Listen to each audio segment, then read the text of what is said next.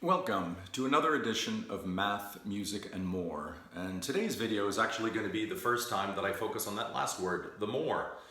And I just decided, why don't I talk about wine? I could probably do hundreds of videos on wine alone, but let's just start with some basics. I think it's incredibly important, just in an introductory sense, to discover wine for yourself in a very customized way, in a very personal way, and don't think that there are preconceived notions of what you have to taste, what you have to enjoy, what you have to pick up in the aroma or the bouquet. I think that's hogwash. Because my personal mantra is any wine that is loved by everyone is probably no better than an average wine. The really great wines are the ones that are worshipped by some and abhorred by others. So let's first start off by talking a little bit about what could influence you personally and your choice of wines. There are certainly personal preferences. Some people have no tolerance for sweet wines. Some people have no tolerance for tannic wines, etc. So that's one thing, just general personal preferences. Another thing could be the food that you pair it with. Some people just love beef and lamb. Other people I like eating sushi 4 times a week. I don't know, everybody's different.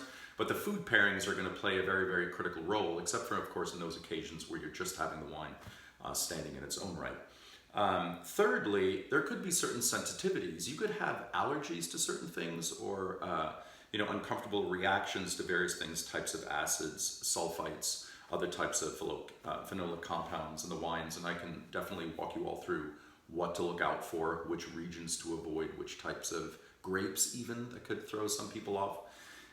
So that's definitely an entire video all on its own. And then finally, there are probably more components, but the last one that I can think of off the top of my head is those people that have more of a muted palate. But what I mean by that is, if you suffer from long COVID, or you've been smoking, or you work in a job where you're picking up a lot of fumes that kind of dull the senses, it could be for those reasons, or also because that first component we mentioned, personal preferences, that you like wines with punch, wines that have a powerful aroma, wines that have a powerful flavor, wines that have, a very strongly pronounced component of alcohol and acidity and richness of body and things like that.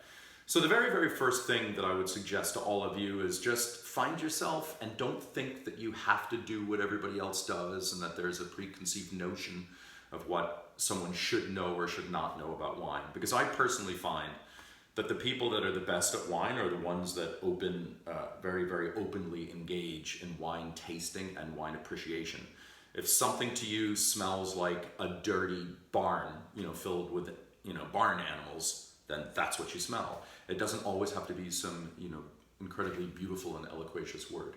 So start with that self-discovery, and then I will definitely then get into how to actually evaluate the wines, some of the key regions, some of the key grapes, how you can think about pairings, how different microclimates can significantly affect even the development of the grape, both in the types of sugars that are produced, as well as the aromas themselves, as well as the acidity levels. And I think off the top of my head, Chardonnay is like a perfect example of that, like going from the southern part of Mâconnais between that and like Chablis, the northernmost island of Burgundy or something like that. So lots and lots of things for us to go through. And then I may also do special videos on things that have just left me breathless. Like the first time that I ever had a bottle of Bollinger Rassement de Gauget in 1982. I literally wept. Never had a champagne like that before. Oops, someone's texting, sorry. So let's get to it. This is my introduction. As far as my background is concerned, both my parents were European immigrants, so we had wine always at every meal ever since I was a tiny little kid. And I became very, very fascinated with wine in my early 20s, and I ended up then many years later going to the Wine and Spirits Education Trust, and I just taught myself, walked in and took the level 3 advanced exam, did the blind tasting, and did very well, and then I ended up representing a lot of wineries for Spain for quite some time. But that was many years ago. I drink much less now, but it is an incredibly passionate thing for me where you mix history, agriculture, and winemaking, and sensory pleasure all in one topic. It's a fantastic thing. So I hope you enjoy. I look forward to your comments and your suggestions. If there are specific topics that you'd like me to cover, just let me know. Give me a like, give me a subscribe, And I look forward to engaging with you in this aspect of more. Thanks so much, everybody. Take care.